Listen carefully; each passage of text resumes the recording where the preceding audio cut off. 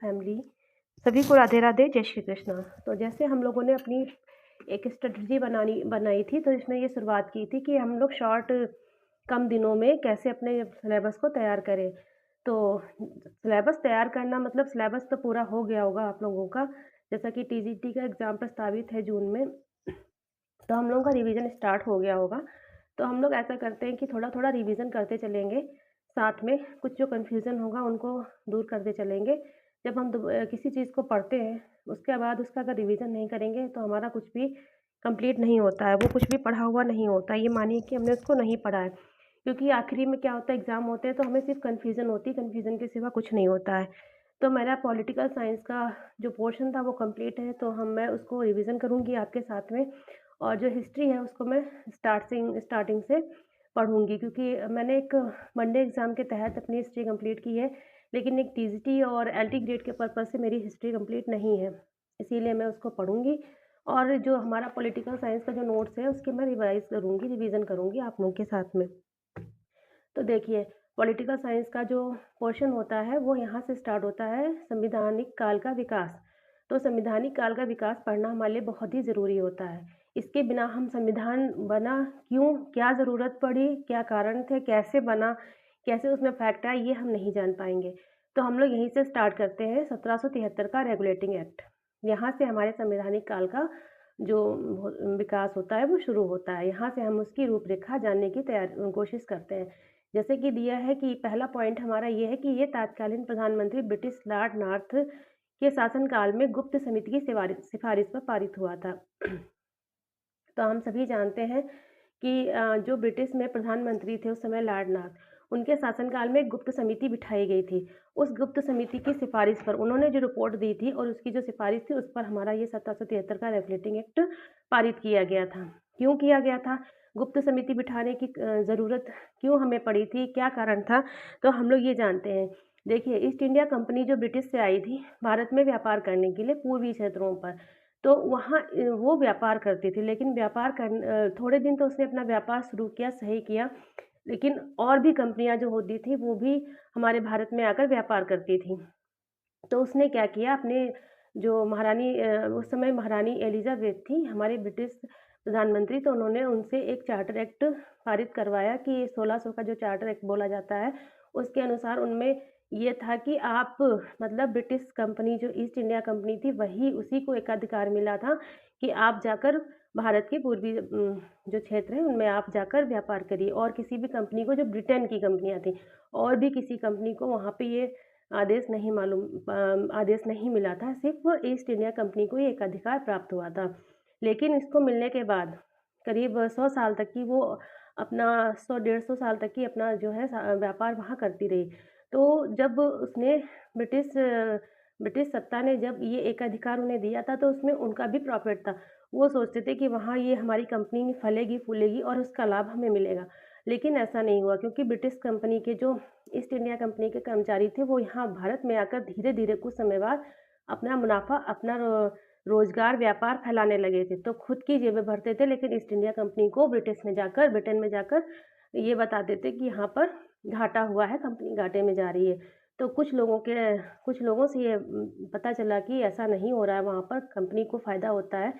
तो ये गुप्त समिति बिठाई गई थी, सिफ़ारिश पर 1773 का रेगुलेटिंग एक्ट जो था वो पारित किया गया था।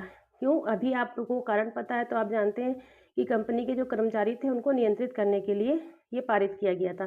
तो सेकंड पॉइंट हमारा है कि ये रेगुलेटिंग एक्ट पहली बार कंपनी और उसके कर्मचारियों को नियंत्रित करने के लिए पारित किया गया। इसके द्वारा पहली बार 24 सदस्यीय कमेटी गठित की गई। देखिए, इसके द्वारा इसमें ये नियम लाया गया कि 24 सदस्यीय एक समिति गठित करेंगे, जिसे कोर्ट ऑफ डायरेक्टर या बोर्ड ऑफ डायरेक्टर के नाम से जाना जाता है। इनको सभी व्यापारिक एवं प्रशासनिक शक्तियाँ दे दी गईं। उस समय तक, जब तक 1773 का समय आया तब तक कंपनी सिर्फ व्यापारिक नहीं मामलों में थी, वो प्रशासन भी करने लगी थी। कुछ हद तक कुछ कहीं न कहीं वो प्रशासनिक भी हो गई थी। इसलिए जो कोर्ट ऑफ डायरेक्टर या बोर्ड ऑफ डायरेक्टर था उसको सभी हमारी व्यापारिक और प्रशासनिक शक्तियाँ दे दी गई थी। इसके द्वारा केंद्रीय प्रशासन की नींव रखी गई।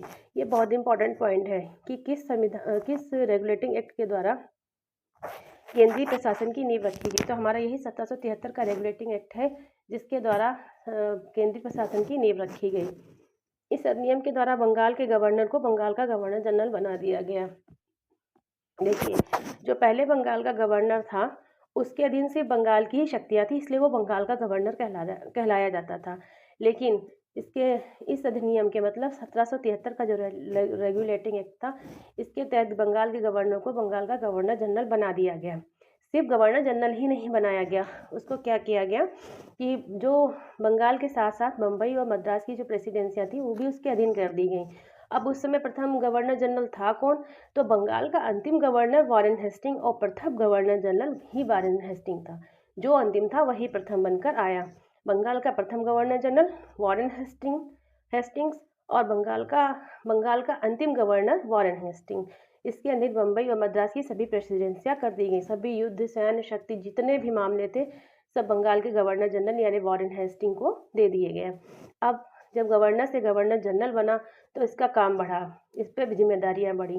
तो इसके लिए एक कार्यकारिणी परिषद का गठन किया गया, तो जिसमें 5 सदस्य थे। मतलब वॉरेन हेस्टिंग जो था गवर्नर जनरल को मिलाकर और भी अन्य 4 सदस्य थे।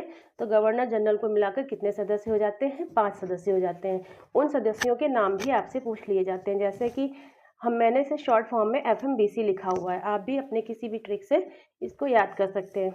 जैसे FMBC, F for Philip Francis, M for Monson, B for Barwell, C for Clavering है यहाँ पर क्लेवरिंग। तो हम BC को अपने माइंड में सेट करके उनका फुल फॉर्म याद कर सकते हैं, इनके नाम याद कर सकते हैं। तो हमारी कार्यकारिणी के 5 सदस्य थे गवर्नर जनरल को मिला के। पहला वॉरेन हेस्टिंग जो गवर्नर जनरल था, फिर फिलिप फ्रांसिस, मानसन, बारवेल, क्लेवरिंग। इसके बाद क्या होता है कि 1773 के एक्ट द्वारा 1774 में कलकत्ता में सर्वोच्च न्यायालय का गठन किया गया। जो मेन फैक्ट है, हमारे पास बहुत सारे रेगुलेटिंग एक्ट हैं, बहुत अधिनियम है, बहुत सारे चार्टर एक्ट हैं, लेकिन इनमें जो पूछे जाने वाले हैं, जो हमसे बार बार परीक्षा में पूछे जाते हैं, हमको उन्हीं को याद रखना है, उन्हीं को हमें बार बार पढ़ना है। तो जैसे 1773 के रेगुलेटिंग एक्ट के द्वारा 1774 में सर्वोच्च न्यायालय का गठन हुआ। ये आप मानिए कि कभी कभी क्वेश्चन पूछता है कि सर्वोच्च न्यायालय का गठन कब हुआ? आप 1773 में ये एक फैक्ट आया था कि 1774 में कलकत्ता में सर्वोच्च न्यायालय का गठन किया जाएगा, ना कि 1773 में सर्वोच्च न्यायालय का गठन हुआ है। सर्वोच्च न्यायालय का गठन कलकत्ता में 1774 में हुआ है। इसके मुख्य न्यायाधीश थे और अन्य 3 सदस्य थे और 3 न्यायाधीश थे। तो मुख्य न्यायाधीश थे एलिजा एम्पेर, आप सभी को पता होगा इनका नाम, और अन्य थे जो 3 थे वो HCL करके मैंने इसे याद रखा है, जैसे H for HC height, C for chamber, L for लिमेस्टर। तो आप इन तीनों के नाम इस तरह से याद कर सकते हैं, या अपना कुछ भी आप बना सकते हैं शॉर्टकट जिससे आपको ये सब याद रहे। निजी व्यापार, बिना लाइसेंस के व्यापार पर रोक लगाई गई। कंपनी में घाटा बताकर जो कंपनी के कर्मचारी थे वो भारत में अपना निजी व्यापार कर रहे थे, बिना लाइसेंस के व्यापार कर रहे थे। तो 1773 के रेगुलेटिंग एक्ट के द्वारा इन सभी जो निजी व्यापार थे कर्मचारियों के, या जो बिना लाइसेंस के व्यापार कर रहे थे, उन पर सब पर रोक लगा दी गई। किसी भी व्यक्ति से आप कोई भी, जैसे कोई भी आप उनसे कर नहीं ले सकते थे, उनसे कोई भी आप गिफ्ट नहीं मांग सकते थे, मतलब कि मुझे ये चाहिए, आप मुझे ये दीजिए, इस काम के बदले मुझे ये दीजिए, आप नहीं कर सकते थे ऐसा। और ये जो सर्वोच्च न्यायालय था 1774 में जो बना था सर्वोच्च न्यायालय, ये अंतिम अपीली न्यायालय नहीं था, क्योंकि इसमें ये कोई भी अगर आपको दिक्कत होती है या कोई भी मामला ऐसा होता था, ये अंतिम निर्णय नहीं देता था। इसके खिलाफ हम कहाँ जा सकते थे? तो ब्रिटेन में एक प्रीवी काउंसिल होती थी, वहाँ जा सकते थे। तो ये अंतिम अपीली न्यायालय नहीं था। तो ये कुछ मेन फैक्ट थे हमारे 1773 से रिलेटेड। तो आप इस तरह से पढ़ते जाइए और जो मेन पॉइंट हैं उनको आप रिवाइज करते जाइए। यही सब परीक्षा में अक्सर पूछे जाते हैं। तो मिलते हैं नेक्स्ट ब्लॉग में और नेक्स्ट किसी नए टॉपिक के साथ में। तो इसी तरह मेरे साथ बने रहिए और अपना रिवीजन करते रहिए। सभी को राधे राधे, जय श्री कृष्ण।